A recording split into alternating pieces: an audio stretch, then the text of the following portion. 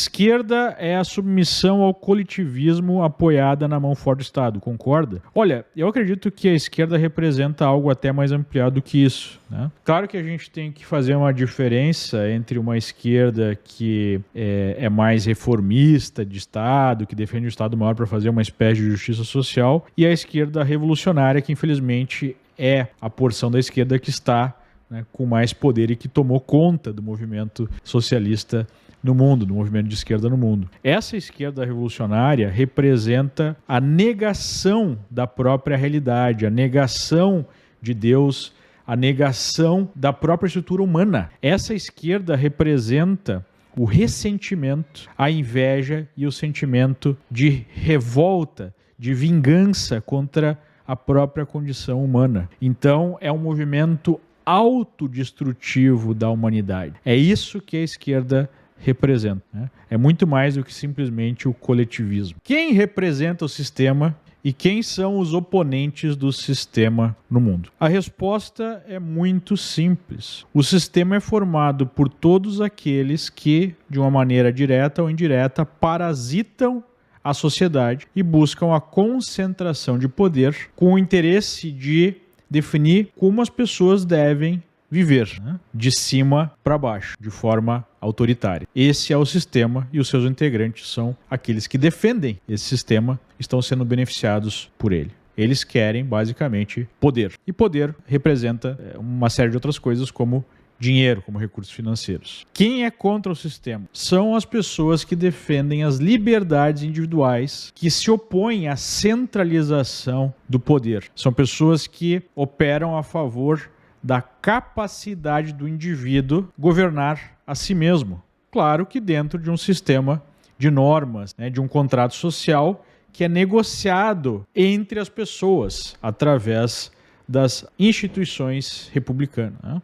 Então, essas são as pessoas que são contrárias ao sistema. Então, o sistema, ele se autoalimenta e ele busca beneficiar a si mesmo, ou seja, aos seus integrantes. Antissistema, nesse caso, são as pessoas que buscam dar poder ao povo, poder aos indivíduos. Colocam o centro da vida humana, da experiência humana, nas liberdades individuais, nas iniciativas individuais e não nas iniciativas do próprio sistema. Essa é a diferença. Queria saber mais sobre o que está acontecendo com o Trump. O que está acontecendo com o Trump é muito simples. De certa forma, é parecido com o que acontece com o Bolsonaro no Brasil. Trump está sendo perseguido porque ele representa uma ameaça ao sistema. Então, a esquerda utiliza o aparelhamento de certas instituições para persegui-lo. E encontrar uma forma relativamente fácil de fazê-lo, porque em Nova York, como nós temos um domínio completo dos democratas no sistema judicial do Estado, né? Pegaram, inclusive, um democrata que foi eleito procurador com dinheiro dos Soros para fazer o trabalho sujo, né? De apresentar uma acusação espúria, já que aquilo que ele está sendo acusado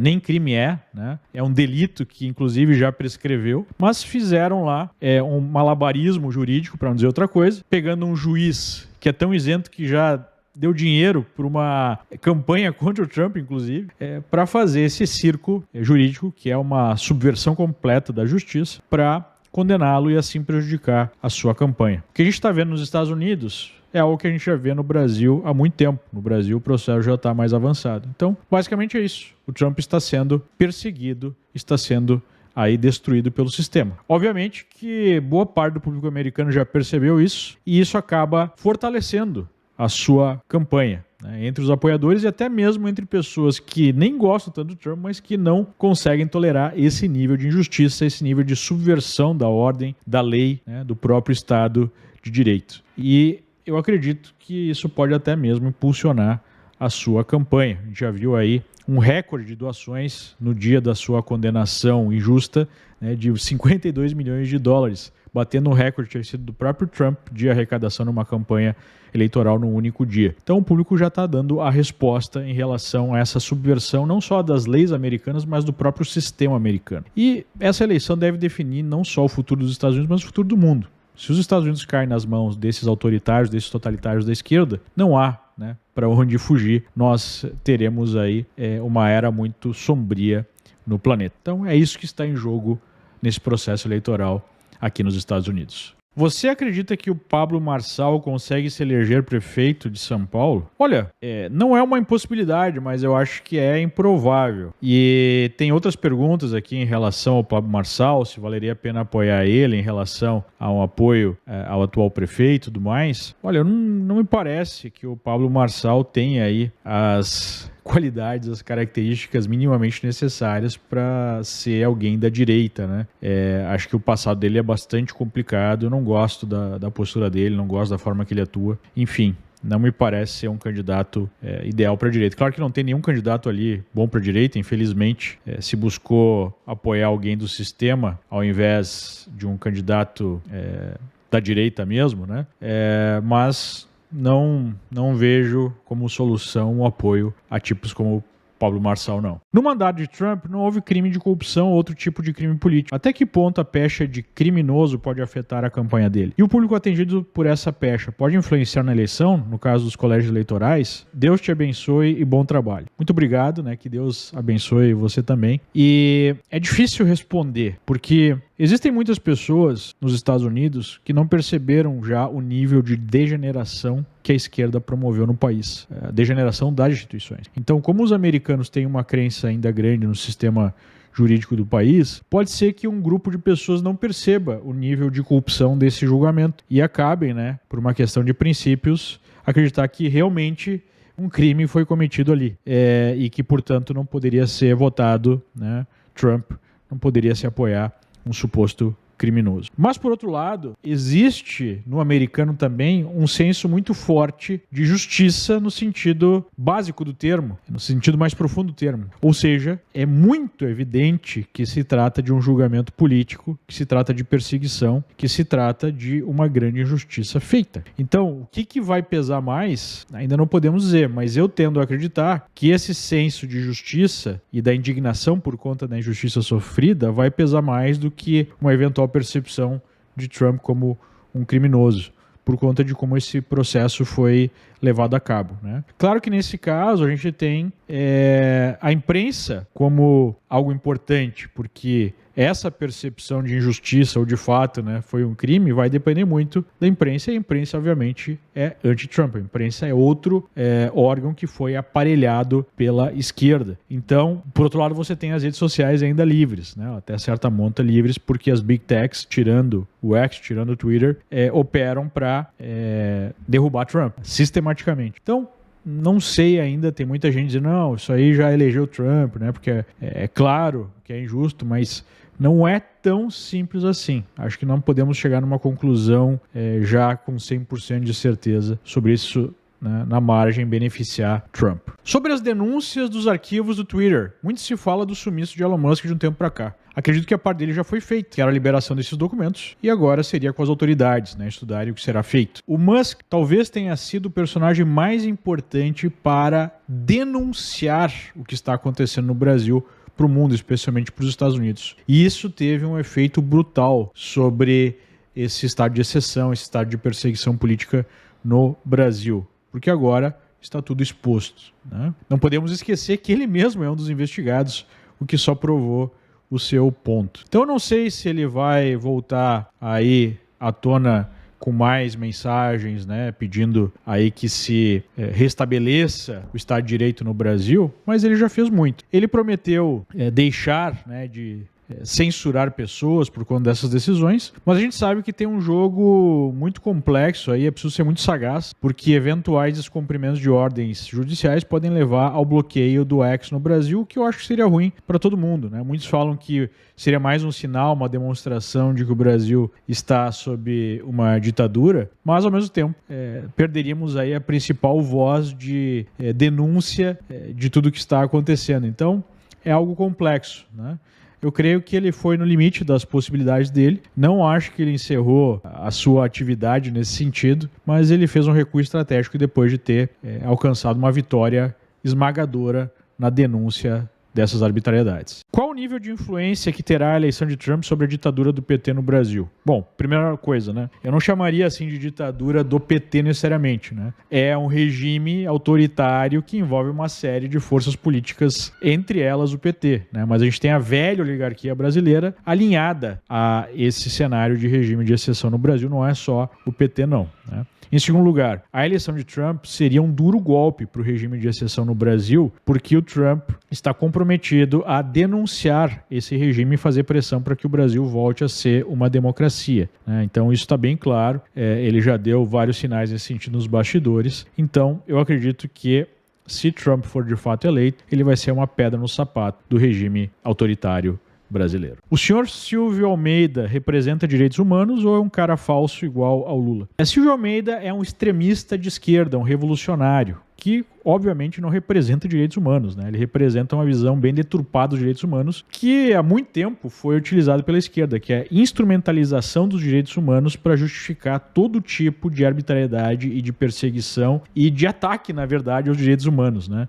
Então, por exemplo, ele é um sujeito que acredita no preconceito, né, na discriminação de brancos, por exemplo. Ele acha que isso é justiça social. Está correto, é uma forma de combater o racismo. Então, você ser racista contra os brancos seria uma forma de combater o racismo. Na verdade, ele nem acredita que existe a possibilidade de haver racismo contra brancos, só para dar um exemplo, né, do que esse sujeito acredita. Então, não, Silvio Almeida é apenas um revolucionário de esquerda, um extremista de esquerda que, de forma alguma, representa os direitos humanos. Sou estudante de ciências políticas. Algum conselho? Bom, o primeiro conselho que eu posso dar é você tentar se isolar de uma atmosfera, você deve estudar em alguma universidade, obviamente, uma atmosfera de lavagem cerebral, de busca, né, de produção de militância política de esquerda ao invés da busca pelo conhecimento. Então, primeira dica seria buscar se isolar aí, dessa sistemática tentativa de transformar você numa militante de esquerda, né? Em segundo lugar, eu creio que é importante se concentrar nos clássicos para você entender a ciência política, os trabalhos de Platão, os trabalhos de Aristóteles, que oferecem aí um norte para compreender a base, né, da ciência política. Como um autor moderno, considero que o trabalho do Eric Voegelin é muito importante para entender o que está acontecendo hoje no mundo, né? Inclusive, você pode estudar os trabalhos do professor Olavo de Carvalho, que foi quem introduziu Eric Voegelin de maneira mais ampliada para o público brasileiro, entre vários outros autores importantes de uma mentalidade mais conservadora, né? Então, essas seriam dicas que eu daria para você. Você acha que podemos estar diante da reedição do casal Kirchner com Lula e Janja? Sem sombra de dúvida, né? Parece que faz parte já da tradição da extrema esquerda latino-americana buscar criar casais no poder, até para que, se um venha a faltar, tem outro, né, do casal para que mantenha a ditadura em curso. A gente já viu isso em vários países, inclusive na própria Argentina. Só que nesse caso específico, me parece que a Janja não tem a capacidade de levar um projeto político de poder à frente, né? Ela me parece muito limitada para conseguir cumprir esse papel. Quais os impostos que incidem para quem mora e trabalha nos Estados Unidos? Tem alguns impostos que envolvem aí o seu salário diretamente, mas são impostos bem menores que o Brasil, né? A carga direta de imposto sobre o trabalho é por volta de 14%, em que a maior parte é paga pelo empregador. E tem o imposto de renda normal, que envolve qualquer fonte de renda, que vai, né, de 10% a mais de 30%, dependendo do seu nível de renda. E ainda há o imposto sobre ganho de capital, ou seja, se você compra um bem, um imóvel, né, uma ação e vende num prazo maior do que um ano, que seria um ganho de longo prazo, você tem um imposto aí que vai de 15% a 23% sobre o lucro que você fez com essa venda, né, de algum bem. Então, basicamente, são esses os impostos que os americanos pagam. Aqui é importante lembrar que, diferentemente do Brasil, existe o imposto de renda cobrado pelo ente federal, pelo país, e existe o imposto de renda que é cobrado pelos estados. E daí cada estado tem a sua política. Aqui na Flórida, por exemplo, o imposto de renda é zero por parte do estado da Flórida. Você paga só o imposto federal. Já se você mora em Nova York, você pode pagar o imposto de renda para o país, para o ente federado. Você paga para o estado e você paga ainda na cidade, né? A cidade de Nova York, por exemplo, ainda cobra também o imposto de renda. Ou seja, só a soma desses 3 impostos podem dar mais de 50% da sua renda. E é por isso que tem tanta gente saindo dos estados controlados pela esquerda, que tem um imposto maior, e indo para estados como a Flórida, que não cobram imposto de renda ou cobram imposto menor, né? É assim que funciona. Com a economia caindo, há chances de impeachment? Sem dúvida, né? Nós já temos um caldo aí que facilita a derrubada desse governo ilegítimo, que é basicamente a oposição fortíssima, né, a esse governo desde o início. Lula não pode sair nas ruas porque não tem apoio popular, essa que é a verdade. Então já há uma oposição básica, né, muito forte, coisa que ele não enfrentou nos primeiros mandatos em que ele foi presidente. O que falta justamente para se criar as circunstâncias necessárias para sua derrubada é justamente uma crise econômica mais forte que ele mesmo está acelerando, que ele mesmo está promovendo através do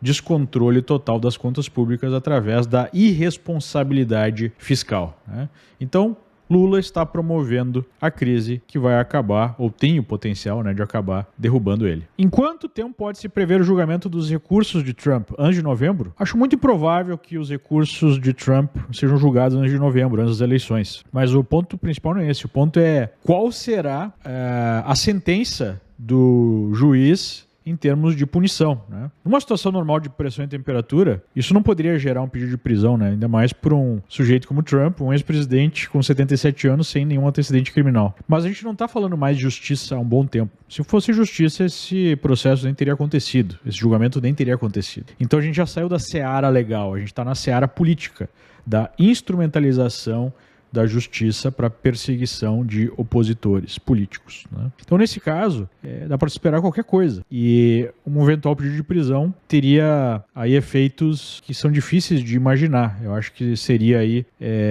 bastante, né, complicado como é que ficaria o cenário político nos Estados Unidos por conta de um pedido de prisão do principal candidato no julgamento político. Isso vai gerar muita instabilidade política. Com a condenação de Trump, ele corre o risco de ficar inelegível? Não. Nos Estados Unidos não existe a legislação que impede, né, um condenado na justiça a concorrer. Então, mesmo que ele for preso, né, o que ainda é uma possibilidade, apesar de ser uma possibilidade baixa.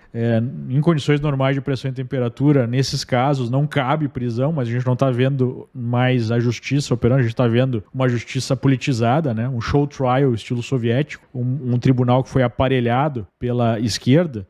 Então não podemos descartar a possibilidade de o juiz que demonstrou ser um operador político, colocar ele na cadeia. Mas mesmo que esse seja o caso, mesmo se ele for preso, ele não pode ser impedido de concorrer. Ele pode concorrer até mesmo da cadeia, né? O que seria algo bastante peculiar. Mas enfim, não, ele não fica inelegível de forma